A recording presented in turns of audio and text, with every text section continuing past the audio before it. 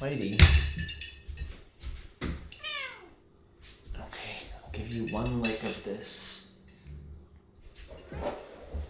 Oh. Hey guys, what's up? I have a couple of vlogs just sitting ready to go. Oh my god, I have such bad allergies just because we've been moving and unpacking and the dust is like flying around our house as we open boxes. Anyway, the past few days have seemed really surreal.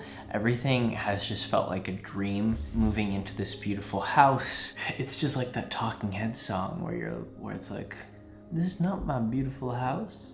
This is not my beautiful wife. It's just like that. I feel just like that. It just doesn't seem real because I just feel so lucky and so fortunate, and it's just caused me to kind of reflect on where I've come from and how I ended up here. I kind of wanted to share with you guys something that came up in a conversation that I was having with one of my best friends, Kendall, yesterday. I didn't even actually remember this conversation, but she said that she remembers it vividly, sitting in my first apartment that I was living in here in LA. I was working part-time at American Apparel and like barely making ends meet. I remember going to Costco and buying things of ramen and soup and just kind of hoping that I would make it through the month. But she reminded me of this conversation that we had where I told her that one of my goals was to buy a home in Los Angeles.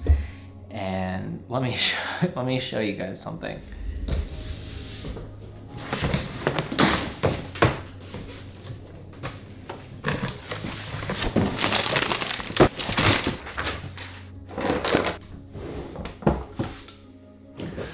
All right, so this is actually from a book that I read called What Color Is Your Parachute? And I read it my first year out of college when I started to look for a job in LA. I moved here with, I think like $3,000 or $4,000 in my bank account, and that was it. Like enough to put down a security deposit on an apartment and pretty much hope for the best. I got an unpaid internship in the music industry at a booking agency. At the same time, I was working part-time at American Apparel. I was just trying to pay my bills and get my foot in the door in the industry that I wanted to be in. And I remember I met somebody at a party and I was just like trying to network, trying to find any sort of job openings in the city of LA. This person directed me to this book called What Color Is Your Parachute? It's such a good book. If you're feeling like you don't know what to do with your life, or if you're feeling a little bit lost, or you're just at one of those transitional moments where you want to figure out what's next, I would 100% recommend this book. I'll put a link to it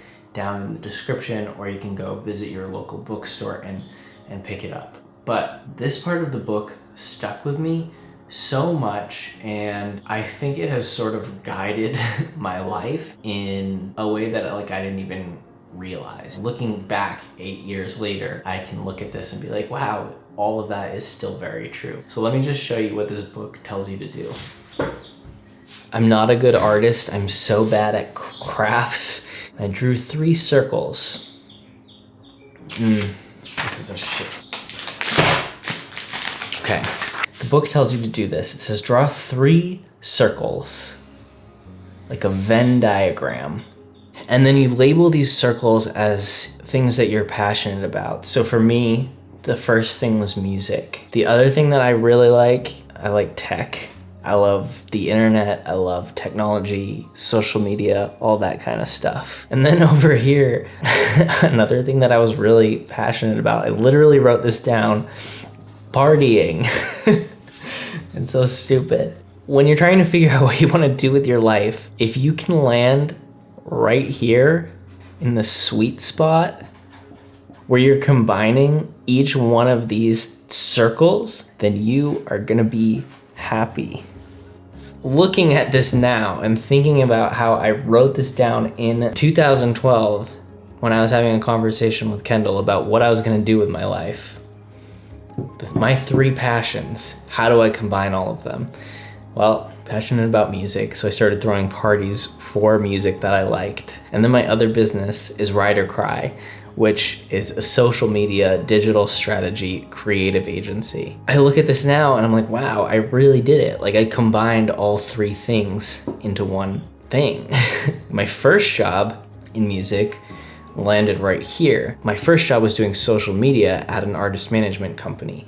So I had 1 and 2, and I was right here in the middle. And then once Emo Night came along, I was able to combine all 3 bubbles and end up right here in the sweet spot. And that's it. This is a good exercise. If you're trying to figure out what you want to do with your life, think about this. Think about how many different ways you can combine your passions. And the closer you get to landing in the sweet spot, the happier you're gonna be. Anyway, I'm hoping that we'll be back to vlogs tomorrow. I just had this conversation last night with a friend and I wanted to share it with you guys because looking back where I am now in 2021 versus where I was in 2012, it's just made me super grateful, and I just wanted to take a minute to reflect on where I've been and where I've come from. And there was a meditation this morning on the 10% Happier app. It was just about, we're all sort of products of everything that has happened to us in our life. And all of those trials and tribulations and moments where, I didn't think I was gonna be able to pay my bills. I was doing night shifts driving Uber and Lyft, and in the day working at my music industry job just to make ends meet. Those years were so formative for me because it taught me so much about working hard for what you want. And it taught me so much about also where I never want to be again. But I'm so glad that I had those experiences because it really shaped me and who I am. And all of our experiences, good or bad, all of those things that we've overcome in our past make us who we are today. Okay, I think that's everything that I wanted to say today.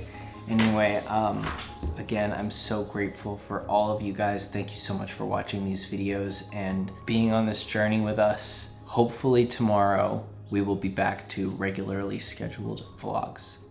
Okay, bye.